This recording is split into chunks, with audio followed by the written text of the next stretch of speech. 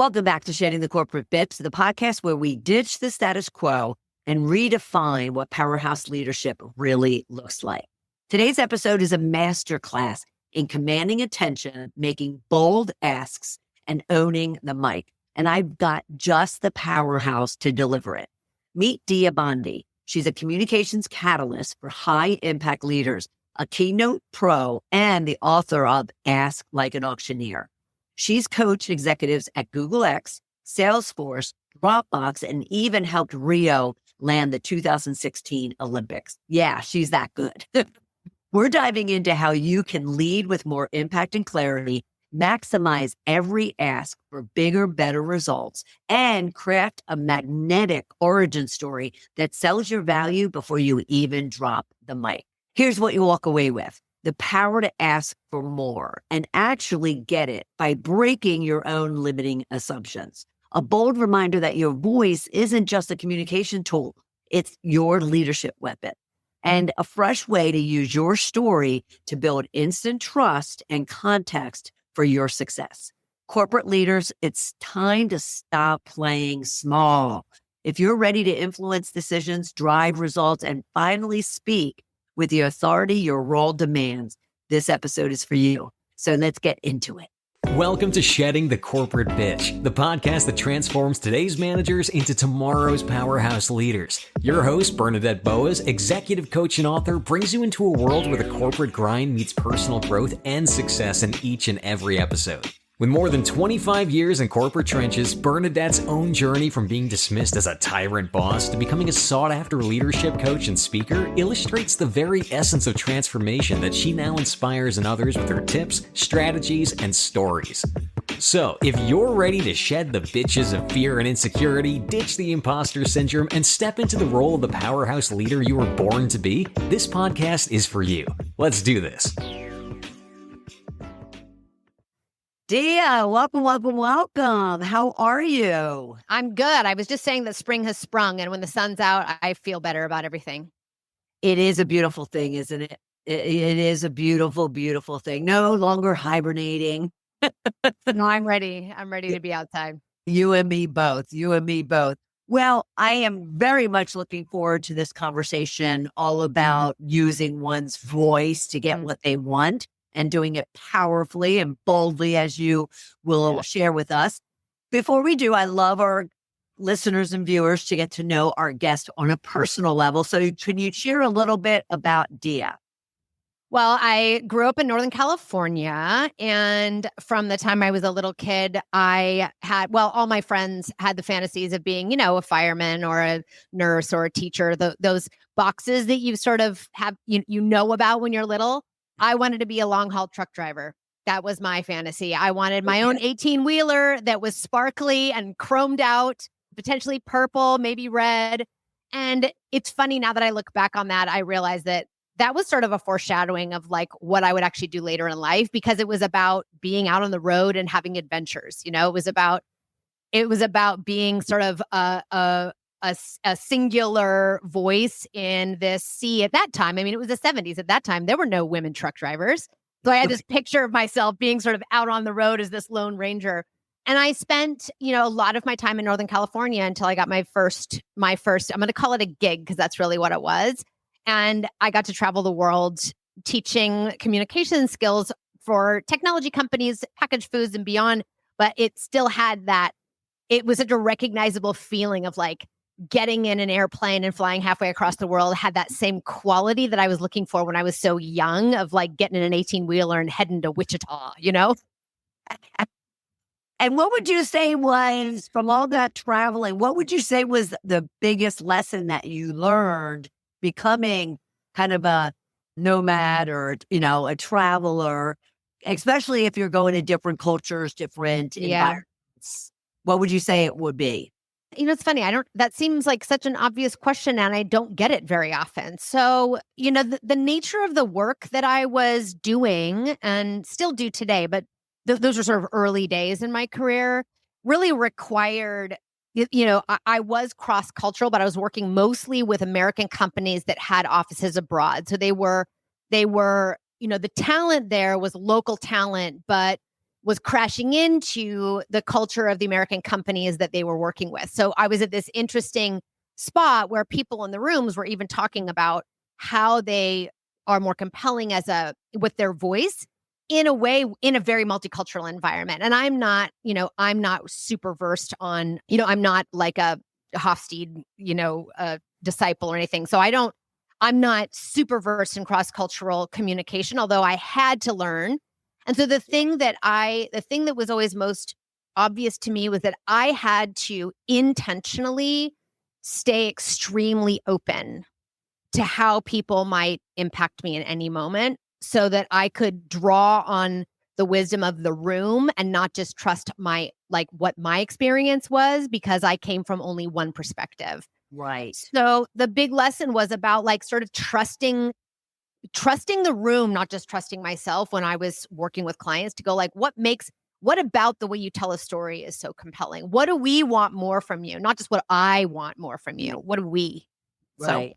Yeah, that's fascinating, especially if you have that early in your career. It's such a great foundation for then springboarding your leadership and overall contribution that you're making, especially in the type of work you're doing. Totally. And it also really forced me to be extremely open, but also agile, because now I always say with clients that I'm not, I've been a leadership communications coach now for over 20 years, but I'm not industry specific. I'm very industry agnostic. So if I'm doing work in CPG or blockchain or SaaS or education or, across the board, in that way, it's also like traveling. I have to be willing to not know and not have that knock or shake my confidence very much, because I could lean back on again to openness and the knowledge of the wisdom that's in the room. Right. There's nothing better than being curious and always, always, always learning. And yet I can imagine, to kind of segueing into our conversation today, I can imagine that a lot of the leaders that you work with, they get a little bit, I would say, insecure about having to swallow their pride and acknowledge that they don't know something. Is that a fair assessment of them? So I work with in my communications work, I work specifically with two populations: senior leaders in organizations that are usually VP level and above, and not the kind of VP level and above that you find in finance, where you could be 2 years out of college, have no direct reports, and be called a VP. Oh, I know. So whenever I hear VP, I'm like, yes, but help, build the world for me, so I understand what you mean by VP. Right. No, I'm not knocking on folks in finance, but it's not always the same. And then VC-backed founders who are usually Series B and beyond. And in the founder world, while a lot of the founders I work with are very confident people, they have a strong vision. They're very well versed in building products. But they're growing into their leadership and operator voice. And, there's a lot of stuff they're really happy to say, I don't know about, in both a way that allows them to maintain curiosity, but in some ways it has them hand over their power. That is pleasantly surprising to me, because those that don't work on the VC world, would probably look at certain individuals as, oh, that's a very, kind of intense and, very prideful, ego-driven of industry. So it's nice to hear. It is intense. That is true. And there is, this interesting dance of a required stubbornness around the vision that you have for what you're building, because everybody's going to tell you why it doesn't work and why you should be doing it differently. So there's this, and then there's this interesting dichotomy. At the same time, they have to maintain a strong openness to pivot and follow the market and, build today what an expression of the product or the service they're trying to provide in a way that is surprising to them, they didn't think they would do.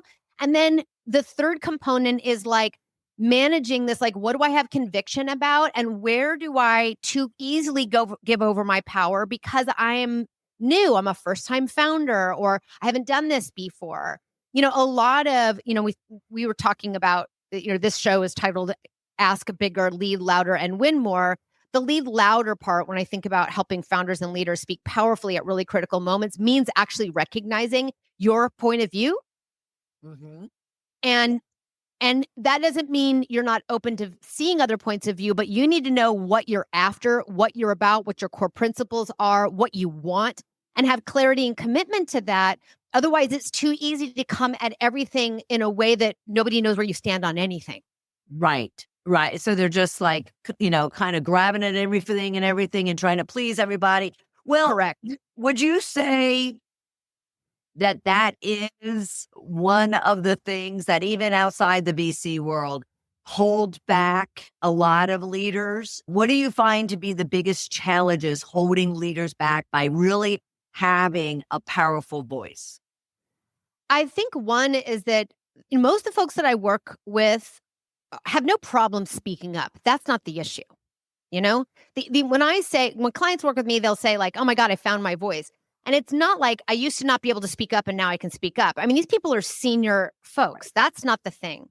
Right. What the thing is that they haven't taken the time or realized that it would be useful for them to stop for a minute and spend some time articulating and developing their unique take in the world that then they can take with them anywhere they go. So it's like they've got short-term reactions and takes and opinions about maybe an initiative they're working on, a strategy that they're developing, like what's right in front of them. But what I don't want to say that it holds them back because it's not a restraining thing. It's like they miss the opportunity to accelerate because they don't think about their greater voice in their domain. What is it that they really want to be known for? What is their core leadership philosophy that they're bringing everywhere they go, no matter their job or role or company that they're in? How do they articulate and understand the purpose of their purpose in the room? And I'm not talking about like life purpose. I'm talking about like the role you play regardless of your job. Are you a peacemaker? Are you like, and really naming it and claiming it, Naming and claiming it. That's a big piece. A lot of this stuff, they kind of, I was thinking about a specific VP I worked with in product last year for a large SaaS company. And he, it took me a good 20 minutes into our first call for me to even understand what his bigger take was on how you develop and deploy products using AI. And I'm like, why isn't this take something that I can get from you sooner, And he was kind of keeping it a secret, where keeping his job function being the main narrative of his leadership. And I'm like, no, at your level, you've got to bring that bigger take on how we build and deploy products in the world using AI. So it's just because the downside is your this is going to sound funny, but it's like the downside is you become anonymous. Okay. Dig into that a little bit more. Well, that's sort of an extreme way to say it, but it's the difference, I think, between very tactical in how we communicate in our careers and how we use our voices to carve a path for the future. Here's an example. I have a founder I was working with this last year who went into to try to anonymize some of these conversations, some of these examples, to be discreet, going into a really critical, I'm going to call it a partnership conversation.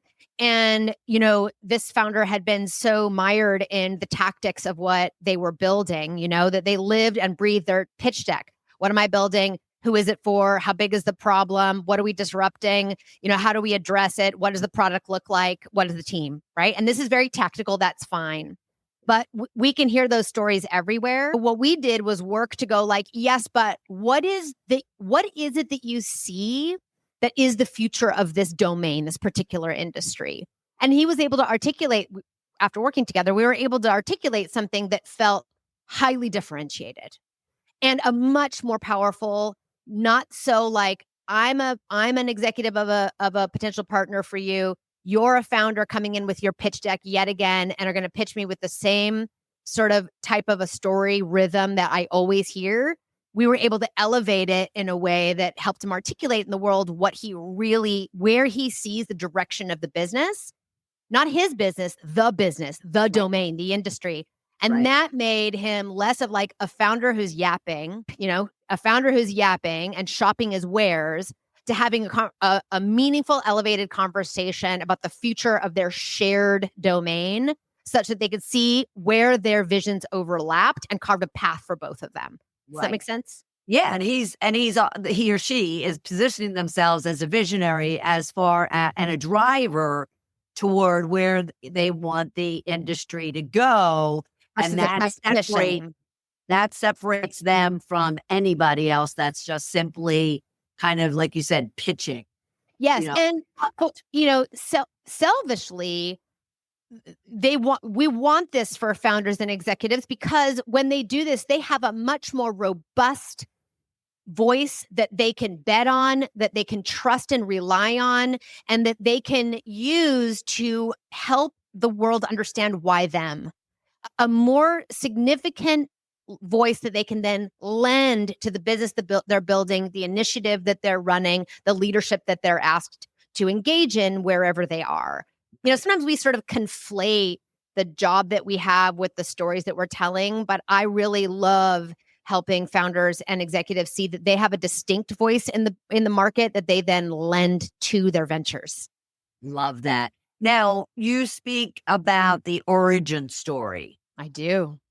And so help us understand how, especially in a world obsessed with results, so it is about the numbers and almost like the tactical that you mentioned. How can they really lean in on an origin story? What is it for those listening that may not understand it? And then, how can one leverage their origin story? Sure. So an origin story can sound like your resume. What got you here? What did you do that got you here? And when I think about an executive or a founder or leader's origin story, I want to shift it from what have you done to who are you, that builds the context for why you're here, and builds context for the relevant accomplishments that you've had, that lets you tell an origin story in a way that sounds a lot more about, here's who I am. I mean, you started that in our conversation today. Like, tell me about you, not tell me what you've done, right? And we want to hear your origin story. We want to hear, where did you come from? Where were you before? Why are you here? Why you? But what too often is what we do is we go back and we take a march through time. I graduated data science from MIT, and then I worked at McKinsey for 3 years, and then I launched 3 products generating 100 million in ARR, and now I'm here running this initiative. That's fine. And I know that there's for folks listening, there's a major craving to go like, yeah, but I have to build credibility. Right. But there is a point in our careers, this is not true for everyone, but there's a point in our careers where the fact that you're even on that stage, in that room, or in that conversation tells me you're already credible. It's right. Like, you're here for a friggin' reason. Yes. So now we got to get to like, what is it about you that helps us understand who you are and your sort of what your core drivers are. And then you can point to select accomplishments, how much ARR you generated or what products you launched or, what research you've done as evidence of that drive. Okay. So that has a little different framework, and it doesn't start from the beginning. Okay. I know today I shared, like, when I was a kid, I wanted to be a truck driver because I wanted, I wanted adventure, right? I'm sharing with you a little tiny snippet of who I am. And then I can point to other things that I've done as evidence that are more related to maybe the conversation we're having. Yeah. If you're in a sales conversation or you're, launching a product. I know I say that a lot. Okay. So how an origin story, what I call that is provenance. Your provenance, the origin of the core driver is the birthplace of who you are today, right? Of your ideas and your leadership. So that is, think of your origin story as sort of 2 beats. I am, or always have been, driven by fill in the blank. Yeah, I have always been somebody who loves adventure and deeply connected experiences. Those have been important and resonant for me my entire life. I can't get away from it. Now, the second half is, and that is why. And that is where you can add your braggables, the things those things that drove you to doing these amazing accomplishments. That is why those two characteristics, the things that matter to me, adventure and deeply connected experiences, I'm sure are the core reasons why I was invited to help Rio de Janeiro win the right to host the 2016 Olympics, why I've had the opportunity to work across the Olympic movement with amazing leaders in that space to help change culture in the countries that host. That is why I've helped 100 founders that I've worked with develop pitches and secured hundreds of millions of resources, because it's the deeply connected experiences that lets me get to truly who they are, which is the fuel for a more powerful story. So I have always been, or I am, and that is why, versus, well, it all started when I graduated, 15 years ago from college in data science. Yes. This is a very useful for folks who are listening, who maybe this year is going to be the year where you're in front of critical audiences doing either founder-led sales or executive-led sales. Even if you're not the sales leader in your team, you're executive, but you need to be there to help set your team up really well. I'm just going to invite you to find one or two core stories that give us a little glimpse into who you are, that sets up then your braggables and your resume in a more meaningful way. I've done this with a lot of executives when they have to give even keynotes at large product launches. Well, we're not starting with that resume. We're starting with, when I was 7, I remember one client, she said, this all started for me when my dad gave me a book about Moore's Law when I was 7 years old. And I'm like, lady, you're like a 42-year-old woman, like running this enormous organization, all driven by technology, and you're reading books about Moore's Law when you're 7. That's something the room wants to know more about, right? Right. Absolutely. Absolutely. No, I love that. And at the same time, for those listening and watching, even if you are, kind of growing and climbing in your career, it is a brilliant strategy to have this information now and not expect that you need to have it when you've already reached, like she said, where you want to go. And, you've already established your credibility. But I love the fact that you said, Dia, that if you're at the table, if you're in the room, if you're on the stage, you already have credibility. So that's going to take me back to what is holding a lot of leaders back when it comes to them owning their voice, powerfully using their voice. Does a posture syndrome, insecurity come into play as they are trying to establish their provenance, their origin story? Is there a belief or lack thereof at the same time that they're dealing with? No, I don't. I mean, sometimes, so I have a 4-part framework I use to help founders and executives develop a more knowable voice for themselves, one that they can point to and go, yeah, that's totally me. Why didn't I ever think of talking about that? Yes, that says so much about who I am. Yes, that's actually what, one of my core beliefs I should be sharing more often. And the insecurity is not something I come across very much. Sometimes, I know that it sounds maybe kind of surprising, but it's not. I wouldn't characterize it as insecurity. I'd characterize it sometimes as doubt as to its relevance. Like, it's more like, well, is it relevant that I tell the story about Moore's Law when do people really want to hear that? Because so many folks I work with are such strong drivers. They are, as you said earlier, they're like results, results, results. But the results are like, that's table stakes at this point. Of course you're providing results. Of course you're moving the ball down the field. But you can bring your audiences closer to you when you have the courage to tell some of these more essential stories. And so that it's more like, shows up more like doubt as to its relevance. And once they see two things, one is that how, from a storytelling perspective, it's very relevant to this particular moment to set up why they made a particular choice to go one direction or another with a product or an initiative or a campaign. We can make actual logical connections. But then secondly, okay, here we go. We're going to go sideways for a second. When folks talk to me or come to me to work with me, they often think what they're looking for are communication skills. Skills are like, where do I put my hands? How do I get better at punchlines in my stories? How do I be more brief? How do I it's more of the how to's and less of the who am I and what's my unique voice.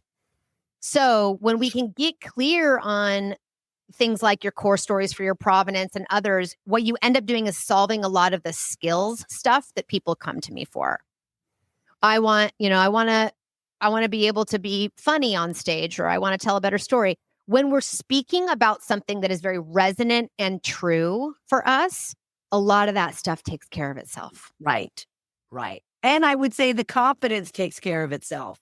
100%.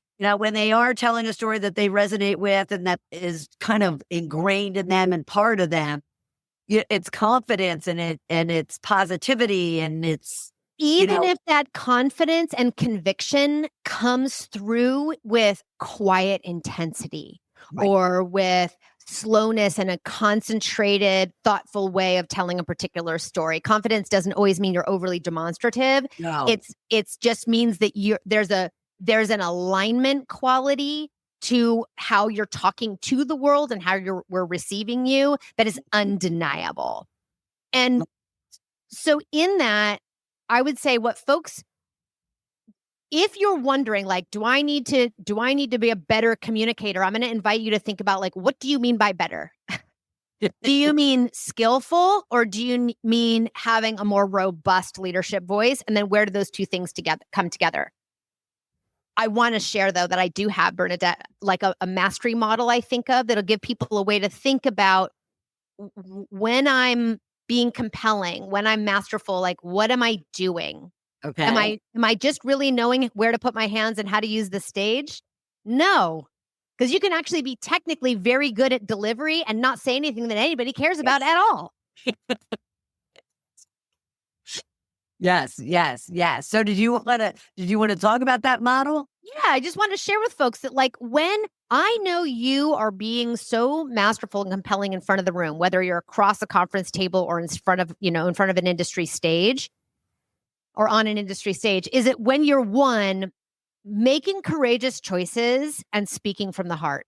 We can tell when you're finding the courage to have everyone expect you to tell your origin story from the perspective of your resume. And instead you start by saying, when I was 7, my dad handed me a book about Moore's Law. That's a courageous choice that is aligned to who she actually is as an executive. So when you're making courageous choices and speaking from the heart, one. The second one is, do you have a sense that you're in control in the moment? That you feel so on solid ground about your perspective, about who you are, about why you're in the room, about that you could kind of handle what gets thrown at you, That's 2. Do you have control in the moment? And 3 is, do you know you're set up to have an actual impact on us, not just to transfer information? Nice. So for those really critical communications moments, whether you're an executive going to ask for headcount or budget or, approval for some harebrained idea that you really want to do, or you're a founder out raising funds, or you're an early career professional, looking to put together some core stories for the set of interviews you might have in front of you, look for those 3 things. Do I feel like I'm speaking from the heart in a way that it feels courageous and aligned to who I am? Do I feel like I could kind of handle whatever comes at me? And am I actually having an impact on others? Do I think I might? It's a good way to know that you have a more robust voice, that then you can acquire skills to help bring that to life. Yeah, I love that. I have to admit, I had an experience myself where I was in the front of a room and it happened to be, I was up against a wall and I'm telling my story, what I'll call my origin story. Sure. And I had said it so many times before, but it just, like you said, at that time, it wasn't, I just didn't own it and I didn't feel it. And then all of a sudden, this particular engagement, I did, to the point where I kind of just sank into the wall and got very comfortable and just kind of, I just thought I could still feel it to this day, how all of a sudden And again, it wasn't outward, it wasn't dramatic. It was just this level of confidence that that was me. That was who I was. That story was, you What was know, happening that made that different for you? I think I had recounted some parts of the story and was sharing parts of the story that I had not shared before because they were Mhm. hard and they Mhm. were scary for me in the Mhm. past. And here I just found that I had reached a point in, in my transformation to where I just felt okay with acknowledging Yeah. my weaknesses and whatnot. Yeah. And it made that story so much more profound. And it was just transcending. So here's a question. Did you know why you made that choice?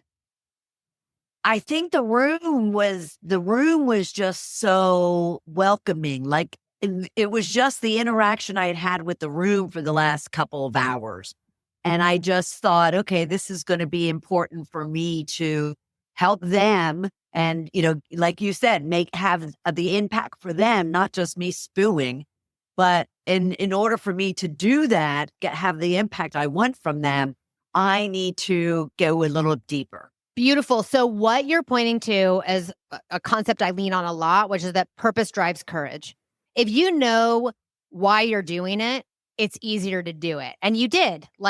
And so the framework that I will share with clients a lot and is what impact are you trying to have and what outcome are you trying to create? They're not the same.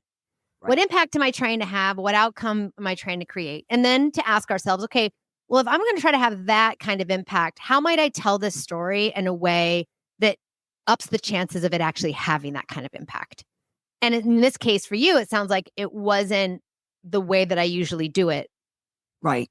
Right. It was sharing, being more transparent about an angle of it, or you were making sort of what sounds to me like a courageous choice, even though it felt very, I don't want to say easy for you, but there was like an ability for you to say yes to it. Right. That's exactly how it felt. Now I do need to ask you about how you trained to be an auctioneer. Oh, Well, and it's so when I came across your profile and the work that you do, I was very intrigued by this. And plus, I would think there's a lot of skill there that also lends itself to the work that you do. And so, can you help us understand, not necessarily the whole journey of you becoming an auctioneer, but what you took away from it that lends itself beautifully to people asking bigger, leading louder, and winning? so I won't give you the whole play by play, but if people are like listening and going, wait, what? Auctioneer? I thought she was a communications coach. So, yes, I've been a communications coach for 2 decades, but during a sabbatical, I made good on like a bucket list threat I had made at a dinner table years before. And I learned to be an auctioneer, like literally just for fun. And when I got back to the Bay Area, I started doing fundraising auctioneering for women led nonprofits and nonprofits benefiting women and girls, raising money for nonprofits here in the Bay Area. It was just a fun, weird, again, adventure, Right. adventure. And Right. by the way, also deeply connected experience because I had to be very connected to the people that are in the room to help draw them toward their giving selves. But the thing I learned was that for a lot of years, I had been helping my clients leave money and opportunity on the table by putting together stories to secure resources that answered the question, what am I asking for? And with an answer that was, well, whatever I think I can get. Meaning my clients were saying like, well, I need to build a team with 12 heads and I'm only going to ask for 6. Then I'm going to piece some 50% time from the engineering team. And then I'm going to use some discretionary, like I'm going to hobble through with fewer because they'll never go for 12. Or, I'm looking for $100 million, but they'll never do that. I'm going to ask for 50, or I'm going to ask for a 20% raise, but they'll never go for that. So I'm going to ask for 10. And for years I was like, great idea. Whatever you think you can get, let's go for that. And then they get it. And we thought we were awesome. And when I started auctioneering, I realized like that's not at all what we do. As auctioneers, we actually ask in order to get a no. I'll open a bid at $1,000. Somebody puts their paddle in the air. I'll ask for 1,500. Somebody puts a paddle in the air. I'll ask for 2,000. Somebody says, nobody in the room says yes to that. the person that gave me the first bid will shake their head no, and I know that I can sell it for $1,500 because nobody in the room is going to. I've hit no. I've effectively touched the word no, and that signals to me that I've maximized the potential of the ask, and then I sell it for a click beneath that. But that's not what we do in the real world. Yeah. We usually only ask for what is pretty guaranteed. Right. Because if we ask for something bigger and we have no idea what kind of response we'll get, that puts us in something I like to call the zone of freaking out, which is the opposite of the comfort zone. Yes, it is. Yes, it is. So I learned this idea that like, okay, what if we actually challenge our assumptions about what we thought we could get and we asked for more like I do is, and I know like people listening, you're not in a competitive bidding situation, but you do have the chance to ask, all right, I think, I'm just giving a basic answer. Like, if I think I could get a 10% raise, what do I think would get a no? There's no way they'll go for 20, but I'm going to ask for 20 to test that theory. Sure. Doesn't mean you're not open to having a conversation for every increment between 20 and 10, but like, do you hear what I'm doing? We're just challenging our own assumptions. Yes. So that was the first thing I learned. And then I also learned another big one is that price is such a measure of value, not worth. I'm selling pieces of art, vacations, Draymond Green signature, signed jersey. Like I'm selling these items at auction, and our idea as the organizing team or the nonprofit I'm working with, the executive director, whoever is like, they have a wildly different idea about what somebody will pay for that than somebody who pays for it. I sold a one night camping trip for $55,000 once. And I sold a piece of art that was supposed to be quote unquote worth 10 grand for 4,500. So the thing I learned was that like price is more of a measure of what somebody values. Okay. It's a way for us to see what somebody values and how they value it, and less a way for us to define our own worth or worthiness. So we really want to uncouple those two things. Yes, absolutely. And that's been very helpful. Yeah, that's been very helpful in my practice with my clients, and very helpful for me in my life and world too. Yeah, that's fascinating. Fabulous at the same time. So if based on what we've talked about when it comes to asking bigger, leading louder, so that you can win regardless of what the ask is, what would the number one tip be that you would give our listeners and viewers that they can go out and start working on right now, other than visiting your website at DMR? Sure. I mean, that depends on who you're talking about. I would say for executives and founders who are really needing to build something big, slow down and let yourself spend some time really developing your voice, like the content of it. Understand and be able to articulate the world that you see you want to build and your role in it. And cuffs off, man. Cuffs off. So that's one. For folks maybe earlier in their career, to ask for what you think will get you a rejection and just see what happens. I love that. I absolutely love it. No is only a 2-letter word. So why not push the envelope? Exactly. And it is true that you might get rejections you can't resuscitate. You might kill deals. It's true. And so I like to think of like, you won't ask for more and get it every single time. Absolutely. If you make a practice of it, you're going to ask for more and get it over time. Yes. Agreed. Love it. Love it. Love it.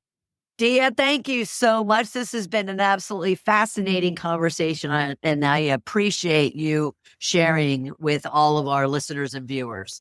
So much fun. Thanks. Wow, what a powerhouse conversation with Dia Bondi. If you're walking away with one thing from this conversation, it's that your voice is your power. Whether you're a founder, executive, or rising leader, it's not just about speaking up. It's about knowing what you stand for articulating your unique value proposition, and not being afraid to make bold asks that push the boundaries of what's possible. We talked about the difference between credibility and presence and how owning your origin story, not your resume, can be the game changer in how you're seen and heard. Dia reminded us that the room you're in already confirms your worth. Now it's time to show up, speak up, and lead louder. And my favorite personal takeaway was don't be afraid to ask for what it is that might get you a no. That's how we test our limits and expand what we're really capable of receiving. If this episode resonated with you, be sure to like, subscribe, and follow the show at balloffirecoaching.com/podcast, and even share the episode with those around you, those on your team. And if you're ready to elevate your voice, leadership, or your career, then book a free discovery call with me at coachmebernadette.com/discovery call. And let me give you some tips and advice and a plan for how you can move forward and become that powerhouse leader that you want to be. Until next time, own your voice and lead with bold confidence. Talk to you soon. Thank you for tuning in to today's episode of Shedding the Corporate Bitch. Every journey taken together is another step towards unleashing the powerhouse leader within you. Don't miss any of our weekly episodes. Subscribe to our podcast on Apple Podcasts, Spotify, or wherever you love to listen. And for those who thrive on visual content, catch us on our Shedding the Bitch YouTube channel. Want to dive deeper with Bernadette on becoming a powerhouse leader? Visit balloffirecoaching.com to learn more about how she helps professionals, HR executives, and team leaders elevate overall team performance. You've been listening to Shedding the Corporate Bitch with Bernadette Boas. Until next time, keep shedding, keep growing, and keep leading.